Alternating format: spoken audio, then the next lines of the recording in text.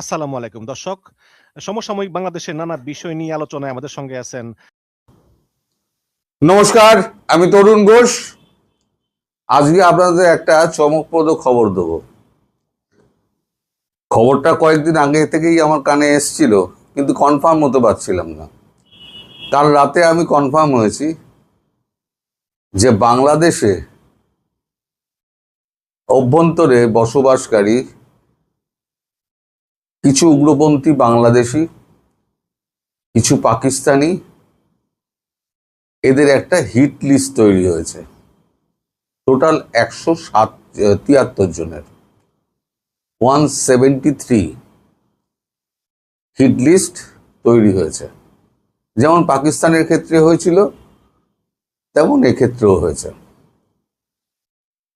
এখন হিট লিস্টের মধ্যে যারা আছেন তাদের মধ্যে সিআইএ আছে কিনা আমি এখনো পর্যন্ত বলতে পারবো না।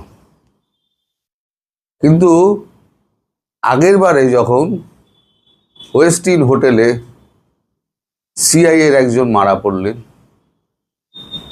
তারপর চট্টগ্রাম ওখানে মারা পড়লেন, তাদের কিন্তু ময়নাতদন্ত হয়নি। তাদের ঝটপট আমেরিকা এসে তুলে নিয়ে চলে গিয়েছে। কারণ ময়নাতদন্ত হলে নানান রকম কোশ্চেন উঠবে। এই বুলেট কোথাকার বুলেট, তাহলে কে ব্যবহার করলো, যা জানবে ওরা জানবে, ওরা বাইরে প্রকাশ করবে না। এখন এই যে হিট লিস্ট তৈরি হচ্ছে, এটা কেন? শেখ হাসিনা ফেরার আগে সমস্ত পথ পরিষ্কার করা হচ্ছে। কারণ তিনি বলেছেন আমি ফিরবই, এবং উনি ফিরবেন যখন বলেছেন উনি ফিরবেনই। এখন তার আগে এসব জঞ্জাল পরিষ্কার করার জন্য কিছু পাকিস্তানি আছে, কিছু বাংলাদেশি আছে, সিআইএ থাকলেও থাকতে পারে, আমার কাছে এরকম কোনো ইনফরমেশন নেই। একা কি করছে? একা করছে না, এর সঙ্গে আছে মোসাদের চর। কারণ মোসাদ বলেছে এর মধ্যে হামাস রয়েছে। হামাসের বেশ কয়েকটা চর বাংলাদেশের মধ্যে ঢুকে আছে। আর হামাসের একমাত্র শত্রু হচ্ছে হামাস, হিজবুল্লাহ, এদের একমাত্র শত্রু হচ্ছে ইসরায়েল। কারণ ইসরায়েলে কোথাও কোথাও বোমা টোমা মেরে এরা হয়তো বাংলাদেশে আশ্রয় নিয়েছে, পাকিস্তান হয়ে বাংলাদেশে ঢুকেছে। এখন ইসরায়েলের তো আপনার তো পাকিস্তানে তো এখন যাওয়া আসা বন্ধ, পাসপোর্টে নেই, কিন্তু তারা মানে ওই চোরাই পাসপোর্ট দিয়ে, আর পাকিস্তানকে বলাই আছে, পাকিস্তান তাদেরকে ঢুকতে দিয়েছে। সেখান থেকে তারা এখানে জাহাজে করে যখন মাল আসে সেই সময়তে তারা চলে এসছে। এখানেও কিন্তু মানে পাকিস্তানের সাহায্য নিচ্ছে। পাকিস্তান হচ্ছে পয়সা দিচ্ছে, পয়সা দিলে পরে পাকিস্তান সবার। এই যে আমাদের এরা কি কিন্তু খুব একটা নেতা নয়। যাদেরকে মারা হবে, মানে হিট লিস্টে যাদের নাম আছে, তারা কিন্তু খুব একটা বড় নেতা নয়। এরা হচ্ছে নেতার নিচের স্তর। যেমন হাফিজ সঈদকে ভারত মারেনি, হাফিজ সঈদের ডাউন লাইন যারা আছে তাদেরকে মেরে দিয়েছে। ডাউন লাইন যদি মেরে দেওয়া যায় তাহলে পরে হাফিজ সঈদ বা নেতা যে সে কিন্তু মানে অথর্ব হয়ে যাবে। আমেরিকা যে ভুলটা করেছিল, আমেরিকা একেবারে সোজা গিয়ে বোমা মেরে সে একে মেরে দিল, খামেনিকে সে পরিবার শুদ্ধ মেরে দিল। তাতে কি হলো? দেশের বিপরীত একটা মানে সহানুভূতির হাওয়া তৈরি হলো। ভারত সেটা করেনি। ভারতকে গোড়া থেকে কাটে, গোড়া থেকে কাটতে কাটতে মাথাটাকে একলা করে ছেড়ে দেয় এবং কড়া নজর রাখে যাতে সে দ্বিতীয়বার আর না কোনো রকম করতে পারে। আপনারা খুব শিগগির হয়তো দেখবেন যে দুই একটা এরম বান্দারবন অঞ্চলে দুই একটা পাকিস্তানি মারা পড়েছে, বাংলাদেশি মারা পড়েছে। পরে পরিচয় যদি প্রকাশ হয় আমরা তো জানবো। পরিচয় যদি আপনাদের দেশের মিডিয়া যদি প্রকাশ করে তাহলে বুঝতে পারবেন যে ভারত কাকে কাকে মেরেছে এবং তাদের কি রোল ছিল। এই যে গোষ্ঠীটা আছে, এই গোষ্ঠীটাই হচ্ছে সব কিছুর মাথা। মানুষকে তাতানো, তাদেরকে পয়সা দেওয়া, তাদেরকে বিভিন্ন প্ল্যান করে দেওয়া, কি করে কি হবে না হবে, এরা সমস্ত কিছু করে। আর এর পেছনে টাকা জোগায়, পাকিস্তানের তো টাকা নেই, টাকা জোগায় হচ্ছে কিছুটা তুর্কি আর কিছুটা সিআইএ। এখন এই যে হামাস নিধনের জন্য ভারতবর্ষের সঙ্গে গাঁটছড়া বেঁধেছে আমাদের ইসরায়েল, ইসরায়েল এবং রয়ের সঙ্গে গত মাসে, আমি সঠিক তারিখ বলতে পারবো না, একটা মিটিং হয়েছে। সে মিটিংটাও আপনার দোহায় হয়েছে। যত কিছু হয় সব কিন্তু দোহাতেই হয়, দোহাতেই মিটিং হয়েছে। মিটিং হওয়ার পর যে যার মতো ঢুকে পড়েছে এবং তারা হয়তো খুব শিগগির কাজকর্ম শুরু করে দিতে পারে। কারণ আপনারা প্রশ্ন করতে পারেন যে আমি আপনাদের এই সব খবরগুলো দিচ্ছি কি করে। দিচ্ছি হচ্ছে মিলিটারি ইন্টেলিজেন্সের বিভিন্ন সূত্র ধরে। আমি বলছিলাম না, বেশ কিছুদিন আগে আমি খবর পেয়েছি, কিন্তু খবর কতটা সত্যি কতটা মিথ্যে এগুলো ক্রস চেক করতে হয়। ক্রস চেক করতে গিয়ে বিভিন্ন লোককে ধরতে হয়। কেউ বলে, কেউ বলে না, কেউ 4 লাইন বলে, কেউ বাকিটুকু বলে না। আমরা 40 জনকে যদি আপনি ধরেন 4 লাইন করে, আপনার পুরো গল্পটা কিন্তু যেটা দাঁড়াচ্ছে জিনিসটা সেটা কিন্তু বেরিয়ে যায়। তো আমি পুরোটা জানি না, আমি কখনোই দাবি করব না আমি পুরোটাই জানি, কিন্তু খুব শিগগির এই অপারেশনটা শুরু হবে। আপনারা চোখের সামনে দেখতে পাবেন এক এক করে এই সমস্ত মৃত্যু ঘটছে নানান কারণে। কেউ পড়ে গিয়ে মারা যাবে, কেউ ব্রেন স্ট্রোকে মারা যাবে, কেউ গুলি খেয়ে মরবে, কেউ বিষ প্রয়োগ হবে, নানানভাবে পথ নানান রকমের রয়েছে। আর মোসাদ আর যখন মারে তখন তার আতা পাতা পাওয়া যায় না। যেমন যতগুলো সিআইএ মারা গেছে, পাকিস্তানি মারা গেছে, কে মেরেছে আজ পর্যন্ত কিন্তু কারোর উপরে দোষ চাপাতে পারেনি। এক্ষেত্রেও দোষ চাপাতে পারবে না। মোদ্দা কথা হলো, শেখ হাসিনা ফেরার আগে সাফাই অভিযান শুরু হয়েছে। আর একটা কথা, আসিফ নজরুল নাকি বলেছেন যে উনি এত ডিসেম্বর কেন, এখনই চলে আসুন। আমার প্রশ্ন হচ্ছে, আসিফ নজরুল উনি ফিরে এলে উনি থাকবেন তো? আর না হলে পরে উনি ঝটপট ডানদিক বানদিক না দেখে উনি কোয়ার্টার চেঞ্জ করবেন।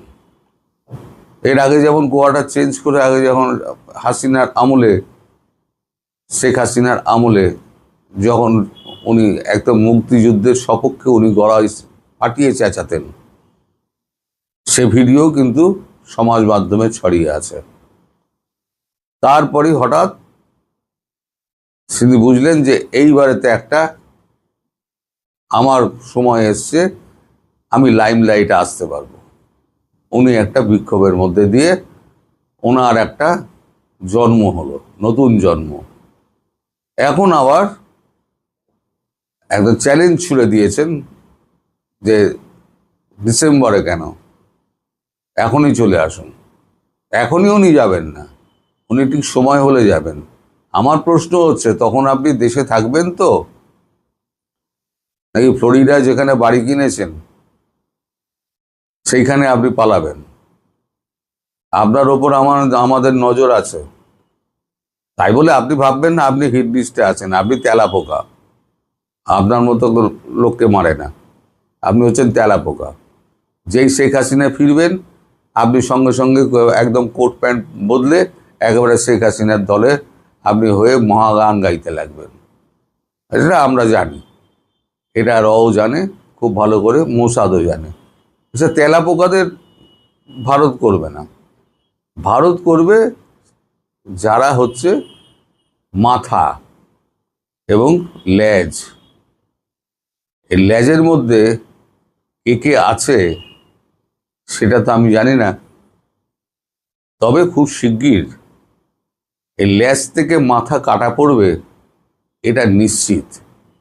এবং কবে থেকে এই অপারেশনটা শুরু হয় আমি তার জন্য বসে আছি।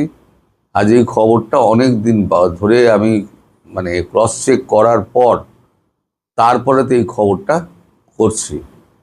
আমি যদি খবরটা ভুল করে থাকি তাহলে গভর্নমেন্ট অফ ইন্ডিয়া আমাকে ছপ করে ধরবে, কিন্তু আমি সত্যি কথা বলছি, তাই গভর্নমেন্ট অফ ইন্ডিয়া আমাকে ধরতে পারবে না। সুতরাং সবাই এখন অপেক্ষা করুন আর দেখতে থাকুন আগামী দিনের নাটক। আসসালামু আলাইকুম, আদাব এবং নমস্কার। তো আজকে সকাল 8:30টায় মার্কিন রাষ্ট্রদূত বাংলাদেশের প্রধানমন্ত্রী তারেক রহমানের গুলশানের বাসভবনে তিনি মিটিং করেছেন 8:30টায়। কি বিষয়ে মিটিং করেছেন সেটি নিয়ে আলোচনা চলছে। মূলত এই চায়নার সাথে মিয়ানমার হয়ে বাংলাদেশের একটি করিডোর, একটি সংযোগ রাস্তা তৈরি করা এবং সেই জন্য বাংলাদেশ করিডোর দেবে, এটি নিয়ে চায়নায় গিয়ে আলোচনা করে এসেছে। এছাড়া মোংলা পোর্টের রক্ষণাবেক্ষণের দায়িত্ব চীনকে দেবে বলে একটি আলোচনা প্রধানমন্ত্রী চীনে যে সেরে এসেছেন। মোংলা পোর্ট হলো ভারতের জন্য কৌশলগত দিক দিয়ে অত্যন্ত গুরুত্বপূর্ণ একটা পোর্ট। তো সেই পোর্টে কেন চীনকে দেয়া হবে সেটি নিয়ে জানতে চেয়েছেন ব্রেন ক্রিস্টেনসন। যে করিডোরকে দেওয়া নিয়ে এত কিছু হলো ডক্টর ইউনূসের আমলে, ডক্টর খলিল আরাকান আর্মির সাথে মিটিং করলেন, জাতিসংঘের মহাসচিব টেকনাফ এলেন, রোহিঙ্গা শিবির পরিদর্শন করবার লক্ষ্যে রোহিঙ্গা শিবিরের সাথে তিনি বিশাল জনসভা করলেন, কিন্তু সবকিছুর উদ্দেশ্য ছিল যে সেখানে একটা হিউম্যান করিডোর দেওয়া। সেই করিডোরের মাধ্যমে বলা হচ্ছিল যে হিউম্যান সাপোর্ট গুলো যাবে, কিন্তু আসলে সেই করিডোর আরাকান আর্মি ব্যবহার করবে, কিংবা যে বিচ্ছিন্নতাবাদী সশস্ত্র গোষ্ঠীরা রয়েছে যারা মিয়ানমারের জান্ত্রা সরকারের সাথে লড়াই এবং সংগ্রামে রত, তাদের সহযোগিতা করবার জন্যই একটি করিডোর দেবার আলোচনা চলছিল। কিন্তু ডক্টর ইউনূস শেষমেশ করিডোরটা দিয়ে যেতে পারেননি এবং সেই সময় সেনা প্রধান বলেছিলেন যে কোনো করিডোর দেওয়া হবে না। কিন্তু সেই অবস্থায় যে করিডোর আমেরিকাকে দেওয়া গেল না বা জাতিসংঘকে দেওয়া গেল না, সেই করিডোর কেন তারেক রহমান চায়নাকে দিতে সম্মত হলেন, এই প্রশ্ন ব্রেন কিন্তু আজকে তারেক রহমানকে করেছে। এই যে জিও পলিটিক্যাল সিচুয়েশনে আমেরিকার যে অবস্থান, তারেক রহমানের যে চীন প্রীতি এবং ব্রেন ক্রিস্টেনসনের যে বাংলাদেশে অ্যাসাইনমেন্টের অন্যতম লক্ষ্য হলো বাংলাদেশের চীনের উপরে প্রভাব কমানো, সব মিলিয়ে কিন্তু একটা জটিল পরিস্থিতির সৃষ্টি হয়েছে। এবং এই অবস্থায় ব্রেন ক্রিস্টেনসন কিন্তু বেশ কড়া ভাষায় এই প্রশ্নগুলো বাংলাদেশের প্রধানমন্ত্রীকে করেছেন। এখন বলতেই পারেন যে একটি স্বাধীন দেশের প্রধানমন্ত্রীকে একটি দেশের রাষ্ট্রদূত, যার অবস্থান হয়তো জয়েন্ট সেক্রেটারি বা সেই লেভেলে, সে কি করে প্রশ্ন করে, এটার ব্যবস্থা কিন্তু আমরাই করে দিয়েছি। আমরা বাংলাদেশের যারা আমেরিকার সাথে দাসত্বের চুক্তি সই করেছে, এবং এই যে 2 বছর আগের জুলাই আগস্টে যে রেজিম চেঞ্জ, এখন বলা হচ্ছে সেই রেজিম চেঞ্জের অন্যতম হিরো ছিল মার্কিন রাষ্ট্রদূত পিটার হাস। তো পিটার হাসদের দ্বারা ব্যবহৃত হয়ে যখন আপনি বাংলাদেশে রেজিম চেঞ্জ করবেন, তখন এই দেশে এই ব্রেন্ট ক্রিস্টেনসেনরা আপনার উপরে ছড়ি ঘোরাবে, এটা খুব স্বাভাবিক। এবং একদিকে চীনকে আপনি সুবিধা দিচ্ছেন করিডোরে দেওয়ার মাধ্যমে, আর একদিকে মোংলা পোর্টের ব্যবস্থাপনার দায়িত্ব চীনকে দিয়ে আপনি ভারতকে চটাচ্ছেন। ঠিক এমন একটা মুহূর্তে চটাচ্ছেন যখন গতকাল নয়াদিল্লিতে বাংলাদেশের একাধিকবারের নির্বাচিত প্রধানমন্ত্রী শেখ হাসিনার সাথে ভারতের একটি অত্যন্ত গুরুত্বপূর্ণ প্রতিনিধি দল সাক্ষাৎ করেছে, সেখানে একজন মন্ত্রীও ছিলেন। এবং ঠিক তখনই আমরা দেখছি যে ভারতে যে মার্কিন রাষ্ট্রদূত সার্জিও গার্ড, তিনি এক্স হ্যান্ডেলে টুইট করে বলছেন যে একটি ভালো দক্ষিণ এশিয়া গড়বার একদম দ্বার প্রান্তে। তো বাংলাদেশকে এতটা অস্থির রেখে তো দক্ষিণ এশিয়াকে ভালো হিসেবে গড়বার কথা নয়। তাহলে আলোচনাটা আসলে কোন লেভেলে চলছে, পদ্মার আড়ালে কি ঘটছে? যে সার্জিও গার বলছেন দক্ষিণ এশিয়া, একটা ভালো দক্ষিণ এশিয়া গড়বার দ্বার প্রান্তে, ঠিক একই সময়ে ভারতের উচ্চ প্রতিনিধি দল শেখ হাসিনার সাথে দেখা করছেন এবং বাংলাদেশের তারেক রহমানের উপরে একটি প্রেশার তৈরি করা হয়েছে তার এই চায়নার প্রতি প্রীতি বা যে চায়নার প্রতি যে দহরম মহরম, সেটার কারণে। এবং ঠিক এই সময়ে আমরা ডক্টর খলিলকে কিন্তু ঠিকমতো দেখছি না। যত জটিলতা, যত মার প্যাচ, এগুলো কিন্তু খলিলের মাধ্যমেই বাঁধানো হয়েছে। খলিল আমেরিকার হয়ে খেলছে, আবার তিনি চীনে গিয়ে তারেক রহমানের সাথে চীনের সম্পর্ক নিয়ে কাজ করছে। অর্থাৎ অনেকেই এখন বিএনপির বিশেষ করে সিনিয়র নেতৃবৃন্দ ডক্টর খলিলের উপরে ভীষণ ক্ষুব্ধ। তারা মনে করছেন যে ডক্টর খলিল তারেক রহমান এবং বর্তমান সরকারকে বিপদে ফেলছে। তার মানে দক্ষিণ এশিয়ার জিও পলিটিক্যাল সিচুয়েশন, যে রেজিম চেঞ্জে বলা হয় যে আমেরিকার হাত ছিল, সেই জায়গা থেকে কিন্তু এখন পরিস্থিতি বদলে গেছে। এখন ভারত, আমেরিকা, বাংলাদেশের বিভিন্ন স্টেক হোল্ডার্স, তাদের মধ্যে আলোচনা চলছে এবং এই আলোচনার একটাই লক্ষ্য যে সবাই মিলে এইখানে কি করে মার্কিন ভারতের স্বার্থ সংরক্ষণ করে একটা নতুন বন্দোবস্ত করা যায়, সেই আলোচনায় চলছে। তারেক রহমানকে ঢাকার বাইরে রাত না কাটানোর জন্য পরামর্শ দিয়েছেন কর্নেল অলি আহমেদ, যিনি জিয়াউর রহমানের খুব ঘনিষ্ঠ ছিল এবং তিনি বলছেন যে তিনি জিয়াউর রহমানকেও বলেছিলেন যে রাতে যেন ঢাকার বাইরে না কাটায়। কেন হঠাৎ করে তারেক রহমানের এই নিরাপত্তা হুমকি? এবং আমরা দেখেছি যে তারেক রহমানের নিরাপত্তা সম্পত্তি বাড়ানো হয়েছে। তিনি গতকালও তার প্রতিরক্ষা উপদেষ্টা ডক্টর ব্রিগেডিয়ার অবসরপ্রাপ্ত শামসুল ইসলামের সাথে মিটিং করেছেন। অর্থাৎ তারেক রহমানের নিরাপত্তার ঝুঁকি একটা বাস্তবতা এবং তিনি যেভাবে সাপের লেজ দিয়ে কান চুলকাচ্ছেন, একদিকে মার্কিন ভারতের আশীর্বাদে ক্ষমতাসীন হয়েছেন, আবার তাদের স্বার্থের বিপক্ষে গিয়ে চীনের সাথে রাজনীতি করছেন, যেটা চীন, পাকিস্তান, তুরস্ক, এটা তার হলো জন্মের রাজনীতি, পুরনো রাজনীতি। সো এই যে পরস্পর বিপরীতমুখী দুটো শক্তির মাঝখানে তিনি নিজেকে দাঁড় করাচ্ছেন, সেখানে তার নিরাপত্তা বিঘ্নিত হবে, এটা কিন্তু অবাক হবার কিছু নয়। এদিকে আরাকান আর্মি তারা লড়াই করছে রাখাইন স্টেটে এবং সেখানে দেখা গেছে যে আজকে সকালে ব্যাপক এয়ার স্ট্রাইক হয়েছে এবং ৭২ জন আরাকান আর্মির সৈনিক নিহত হয়েছেন।